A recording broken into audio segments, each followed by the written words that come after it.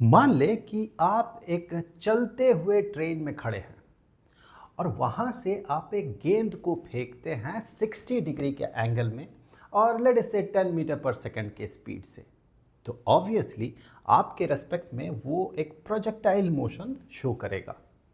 लेकिन यहाँ पर ट्विस्ट ये है कि आप जिस जिस प्लेटफॉर्म पर खड़े हैं, ट्रेन के जिस प्लेटफॉर्म पर खड़े हैं, वो प्लेटफॉर्म इटसेल्फ यानी कि ट्रेन इटसेल्फ ये सर्टेन एक्सीलरेशन से आगे की तरफ मूव कर रहा है, यानी कि आप में एक्सीलरेशन है। अब इस गेंद को पकड़ने के लिए आपको थोड़ी दूर आगे बढ़ना पड़ रहा है, यानी कि आप इस केस में इस प्रोजेक्टाइल का रेंज सोच सकते हैं ऐसे। तो ऐसे में इस ट्विस्ट के साथ यानी कि इस एक्सीलरेटेड प्लेटफॉर्म में खड़े होकर आप जो इसके मोशन को ऑब्जर्व करेंगे, उसका जो ये रेंज होगा उसे हम कैसे कैलकुलेट करेंगे।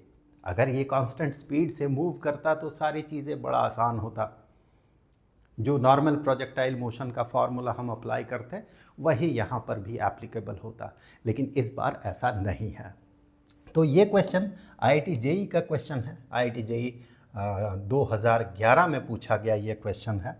तो चलिए देखते हैं इसे हम कैसे अप्रोच करेंगे, किस तरीके से इसे हम सॉल्व करेंगे। तो क्वेश्चन को पहले तो एक बार पढ़ लेते हैं। क्वेश्चन में कहा गया है कि अ train is moving along a straight line with a constant acceleration a। Train का जो एक्सेलरेशन है ये एक्सेलरेशन a है और फाइनली इसी एक्सेलरेशन का वैल्यू ही हमें पता करना है। A boy standing in the train throws a ball forward with speed of 10 meter per second at an angle 60 degrees। 60 degree horizontal के साथ 60 डिग्री का एंगल में एक गेंद को फेंकता है ये लड़का।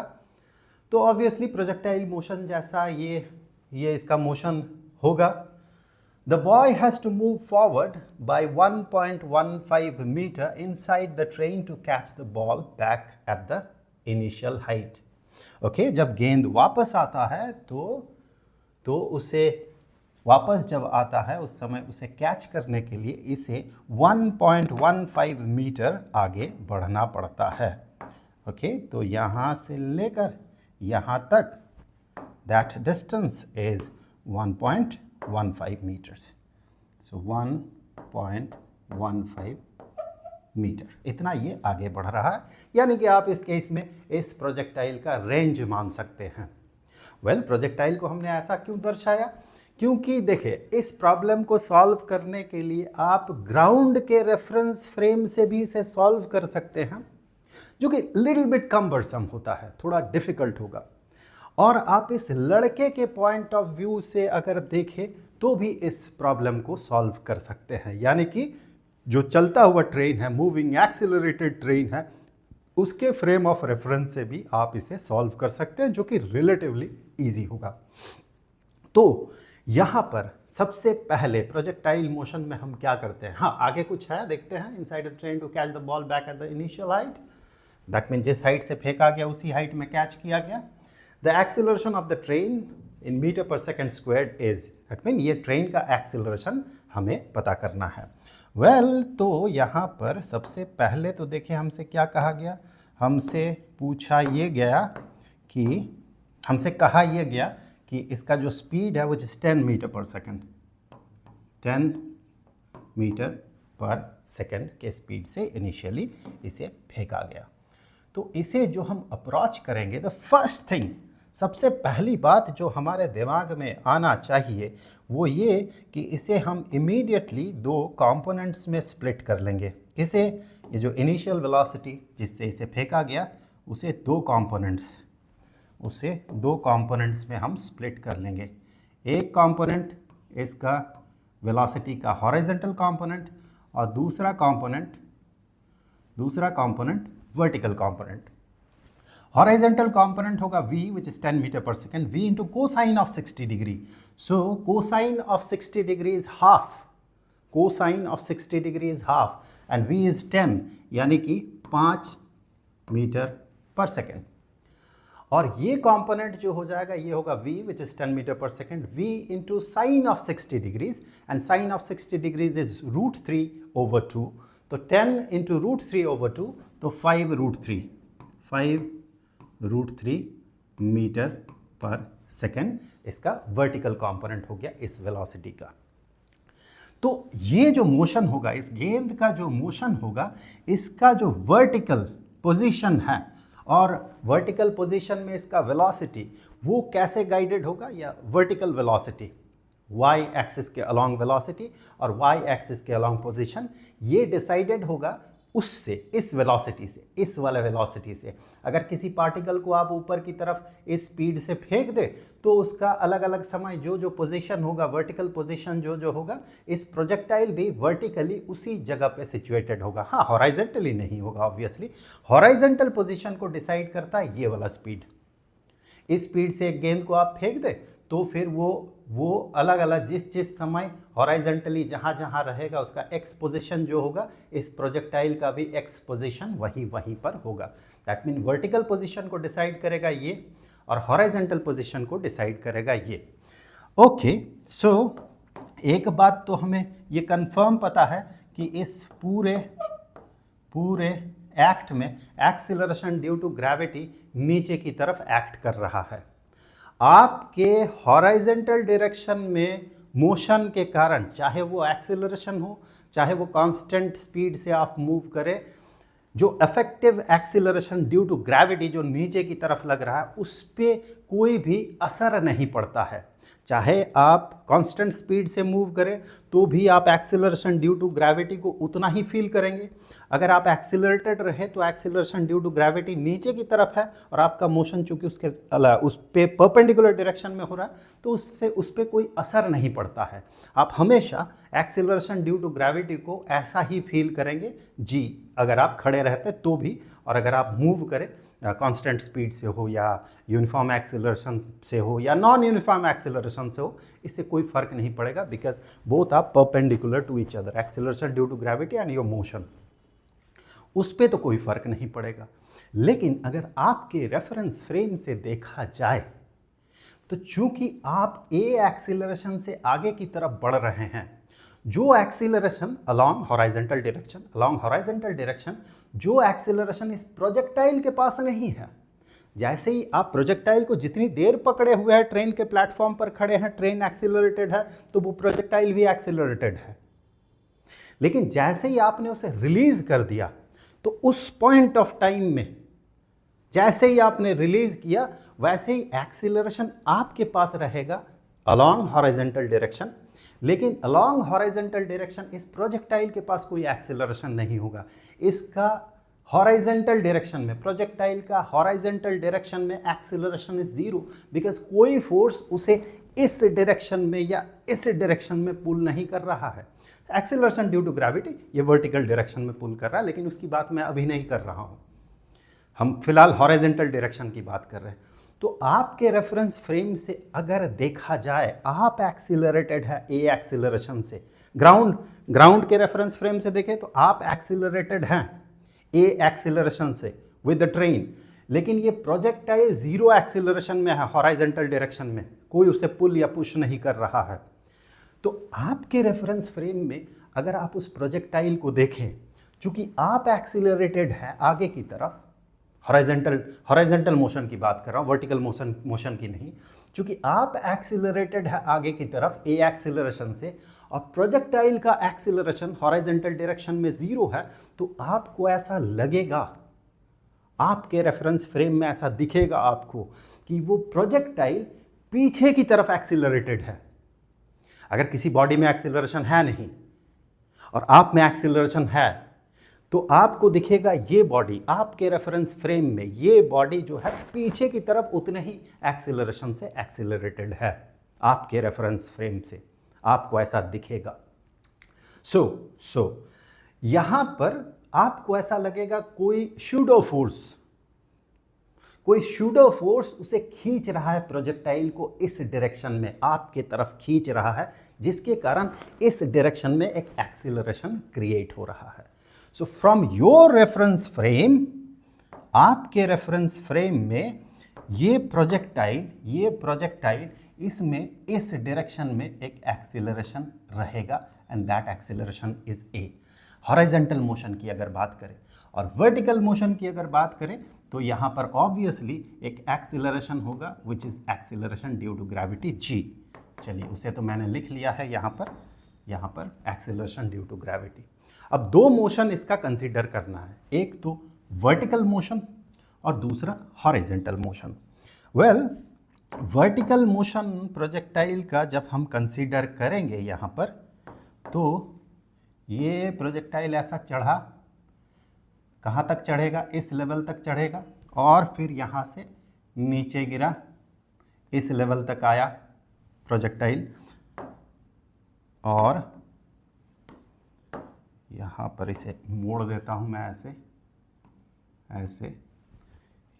तो इस प्रोजेक्टाइल का वर्टिकल पोजीशन चूंकि गाइडेड होगा, एक ऐसे पार्टिकल को फेंक दे इस वेलोसिटी से, वर्टिकल कंपोनेंट वाला वेलोसिटी से फेंक दे, तो वो अलग अलग समय वर्टिकली जहाँ जहाँ पर सिचुएटेड होगा, ये प्रोजेक्टाइल भी वर्टिकली वहीं पर सिचुएटेड होगा। यानी कि इस स्पीड से अगर आप फेंके किसी ऑब्जेक्ट को तो वो ठीक उतना ही ऊपर चढ़ेगा जितना कि इसका हाइट होगा, मैक्सिमम हाइट अटेंड होगा, और फिर ये वापस आएगा, नीचे गिरेगा, यानी कि ये प्रोजेक्टाइल ऐसे यहाँ पर इस लेवल पे आ गया। आपका फेंका हुआ ये गेंद, वर्चुअली जो गेंद हमने फेंका इसके मोशन को ट्रैक करने के लिए विद दिस स्पीड, ये ऐसे ऊपर गया तो प्रोजेक्टाइल यहाँ पर पहुँचा, फिर ऐसे नीचे आया तो प्रोजेक्टाइल ऐसे इस लेवल पे वापस आ गया। तो इसे होने में कितना समय लगेगा, इस घटना को घटित होने में कितना समय लगेगा। एक पार्टिकल आप सोचिए ऊपर आपने फेंक दिया इस स्पीड से, इनिशियल वेलोसिटी दिस, एक्सीलरेशन उस पर लग रहा g नीचे की तरफ which is 10 metre per second squared, I think ये गिवन है 10 metre per second squared.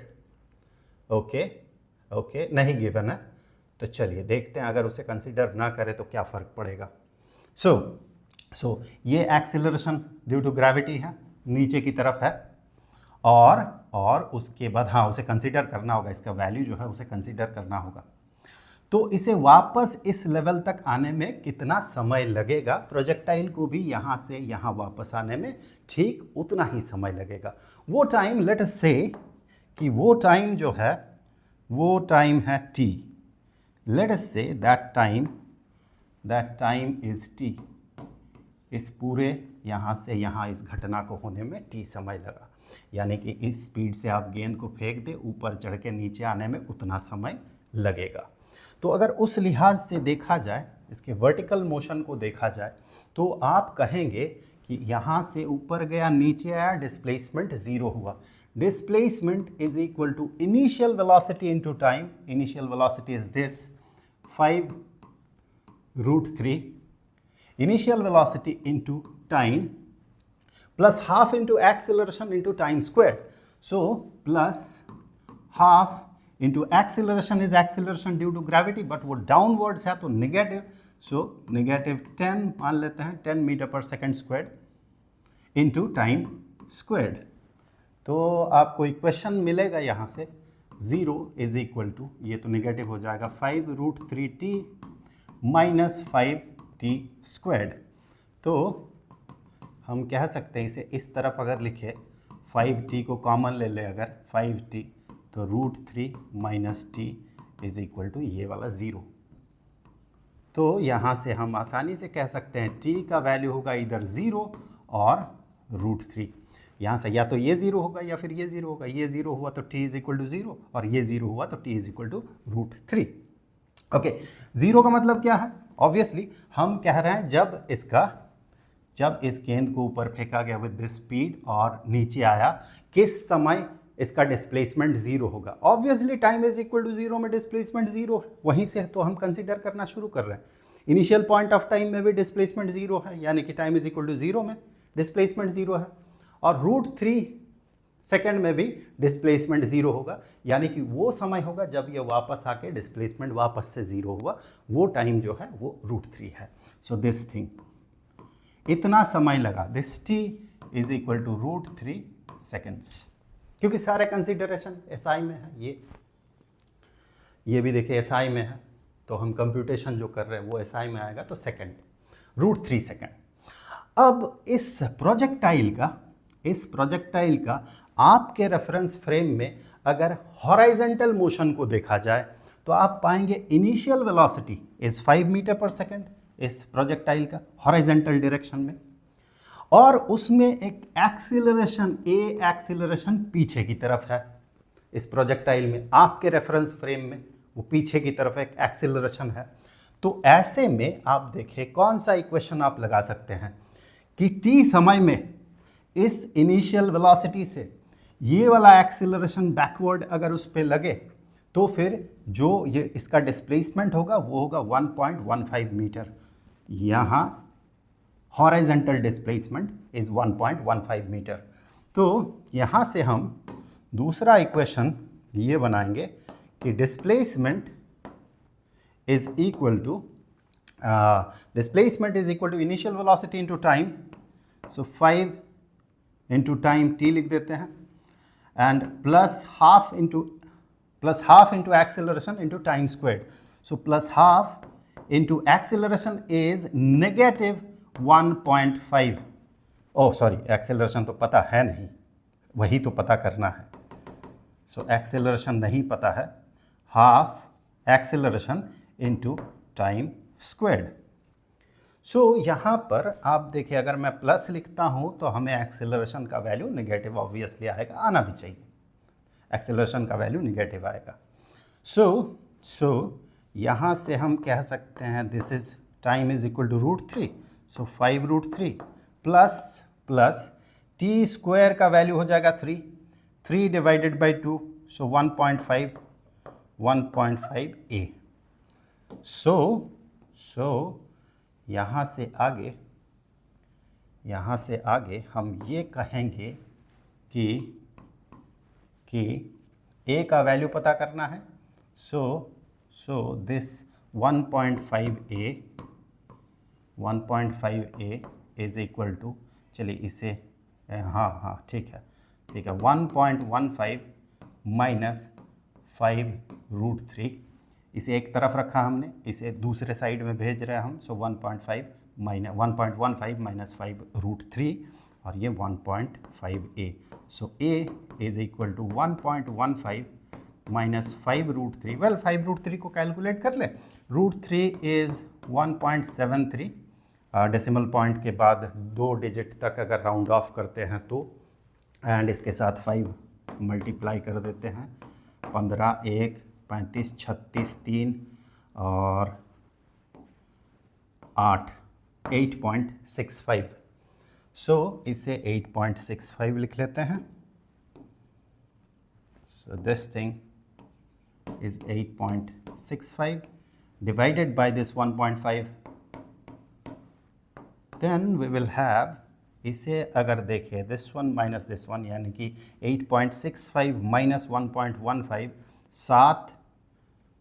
7.5 negative 7.5 divided by 1.5 is equal to negative 5 metre per second. ये नेगेटिव साइन हमें ये बताता है कि आपके रेफरेंस फ्रेम में इस प्रोजेक्टाइल का वर्टिकल मोशन को अगर देखें तो पीछे की तरफ, यानी कि नेगेटिव एक्स एक्सिस के अलोंग इसका एक्सेलरेशन है, लेकिन उसका मैग्नीट्यूड क्या निकल के आया, 5 metre per second squared. So 5 metre per second squared हमसे वही पूछा गया है। हमसे पूछा गया है the acceleration of the train in metre per second squared. Okay ठीक है, एक्सेलरेशन ऑफ द ट्रेन पूछा गया। तो आपके रेफरेंस फ्रेम में इस बॉडी का हॉरिजॉन्टल डायरेक्शन में जो एक्सेलरेशन है वही तो ट्रेन का एक्सेलरेशन होगा। सो वो एक्सेलरेशन जो है, ट्रेन का एक्सेलरेशन अगर देखा जाए तो ट्रेन का एक्सेलरेशन इस डायरेक्शन में होगा। ट्रेन का एक्सेलरेशन जो है, ट्रेन का एक्सेलरेशन इस डायरेक्शन में है, and that acceleration is 5 metre per second squared. जल्द मिलते हैं।